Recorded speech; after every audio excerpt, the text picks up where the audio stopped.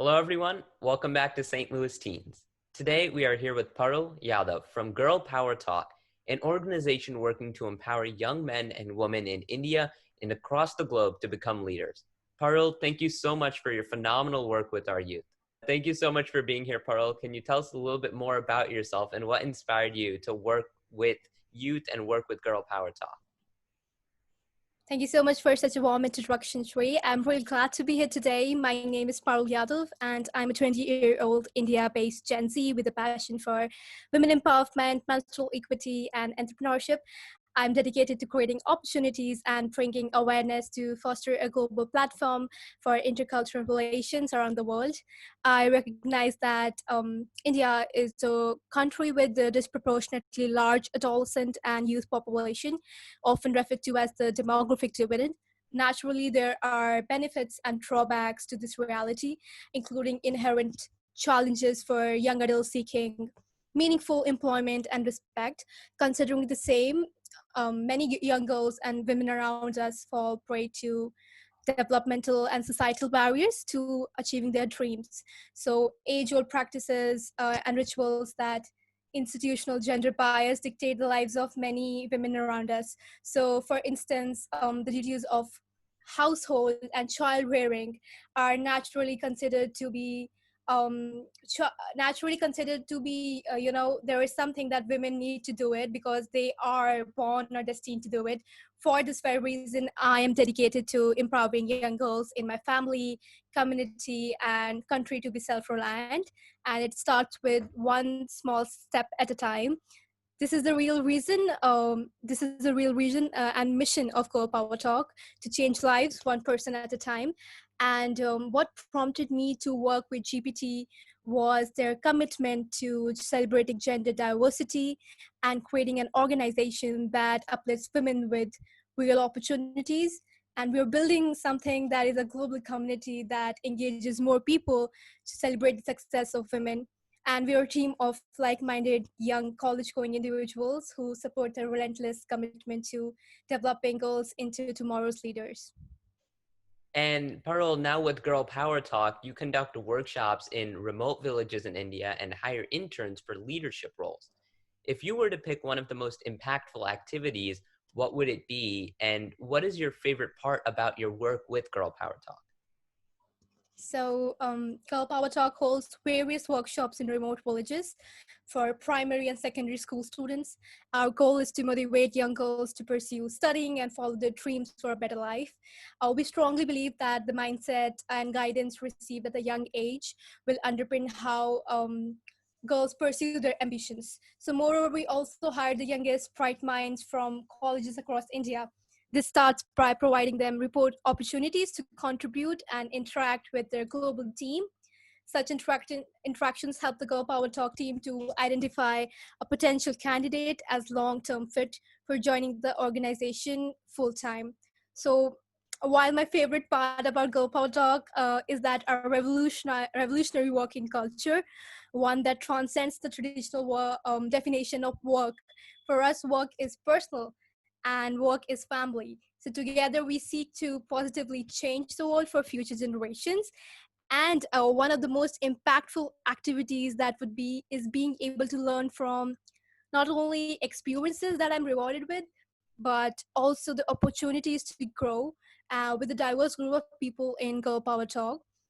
It's like a collective group of mentors as well as that are assembled by the team. And like I'm able to interact with Laura Powers, who is the part of the Philadelphia Bar Association in US, and she also runs her legal PR firm. And best part is to simultaneously learn and to impart the knowledge in a very rapid fashion, but at the same time it is very intellectually and mentally stimulating. It allows you to actually experience what you have learned and share it with others. And I hope I didn't confuse you and I made my point clear. No, that was wonderful, Parul. And, continuing along that path now, with your experience working with youth, what do you think is one of the biggest strengths of today's youth that they can leverage to become leaders and make a difference in the world? Yeah. So right now, I guess there are 1.8 billion young people between the age group of 10 and 24 and are studying, working, and finding their purpose. So they're the largest youth population the world has ever seen, and they're growing up at a time when world is at a critical crossroad. So young people aren't just the leaders of tomorrow, I'll say. They're making huge changes in the world around them right now. So whether it's through social media or hashtag activism, but writing online or in their paper about a cause or taking part in protests, there are many ways that young people can be the change and make difference to the world. And I personally believe that every generation has something unique quality that makes it amazing for its time. Generation Z, however, never fails me to utterly astounded because Gen Z has opened a wider view of the world and they're more connected to people from all walks of life and cultural backgrounds. There's a deep concern for state of the world and desire to make part in the process and bringing it to task. So while during the time of pandemic, leaders empower people, of all the ways that leaders change lives for better, nothing matches the gift for empowerment. And this is the biggest strength that youth has as leaders, and they can convert this into power and combine it to better make a better belief in the world. And when people have both the faith and the authority to make difference, they have the energy necessary to act with boldness. I'll say that. And you're talking about the pandemic, how with the onset of COVID-19 now, has life changed for youth and girls in India in terms of education, jobs, and businesses? And how are you helping them navigate these times? So I say the socioeconomic consequence of COVID-19 are stacking the deck against women. These effects are clearest in developing countries like India. So where gender inequality is a persistent challenge. The implication of being self-employed nature of work is that workers are working at home with the flexible work hours.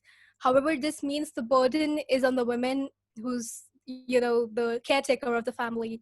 The lockdown has cut all means of sourcing such work, and hence the income earned. So this further, transforms into undernourishment and psychological stress um, of the members of household, especially women with increased demands, and their time is really demanded.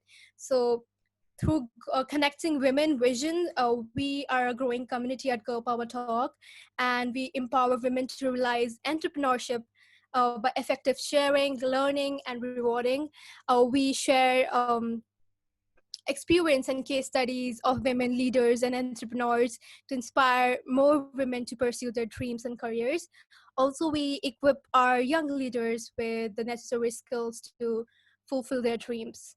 We are also empowering girls with knowledge to thrive in this post pandemic as well as the current pandemic world and digital revolution. And this is our the main agenda, digital revolution, which we combine with education, and we commit ourselves to leadership and building leadership in young girls.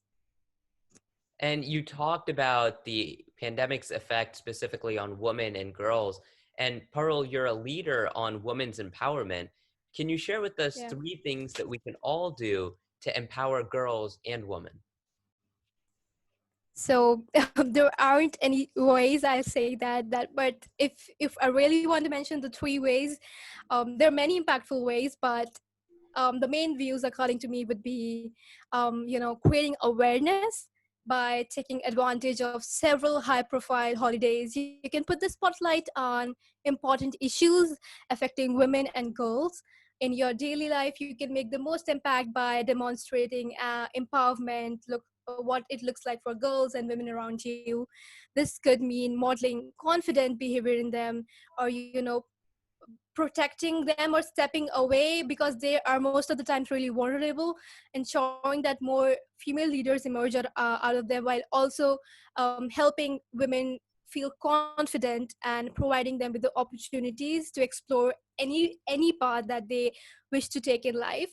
Secondly, it would be being a mentor, because mentoring is an excellent way to empower women and girls. Would you like to help someone develop self-esteem or overcome domestic violence, navigate a male-dominant workplace, or create their own business? It all depends on your experiences and where you like to give back, or perhaps you like to encourage a young woman pursuing a STEM career. Thirdly, it would be helping them network. Most local communities have women's only networking groups that can lead you to mentoring relationships, but keen in mind, you can always offer them your own advices or look for moments where you can boost someone's confidence, share hard earned life lessons, or simply be there to listen. These are my ways, but there are, of course, so many ways that girls and women can be empowered. And I think everyone should be doing that because it is really high time that gender inequality should not be persisting in this world. And I think those are wonderful steps that, we can all sort of begin to take to work towards that and to fix these inequalities that have been persistent for so long. Parul, what would be your message for teens who are aspiring now to become leaders? Okay, so I always remind myself with a quote by Abraham Lincoln that says, "Things may come to those who wait, but only things is left by those who hustle." So this might sound a bit philosophical, but life is really too short to learn all its lessons ourselves. And successful people use that, and they know how to improve who they know, and they continue the feedback loop that lasts forever. So mentors play a very significant role because they can offer their own perspectives. You can find someone with skills and strengths that you admire and list common, experiences or characteristics that you value. I'm always trying to harness creative power of those around me, and this open mindedness of others' opinions and ideas drives how we innovate together at Girl Power Talk as well. So I believe this philosophy is beneficial to all aspiring entrepreneurs and young leaders out there.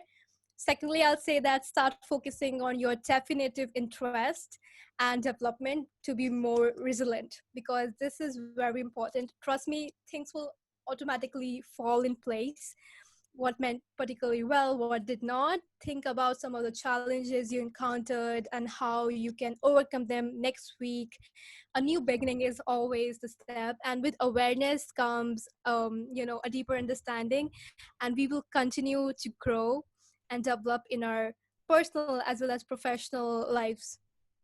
Finally, I'll say that never underestimate the power of your education, your determination, and yourself.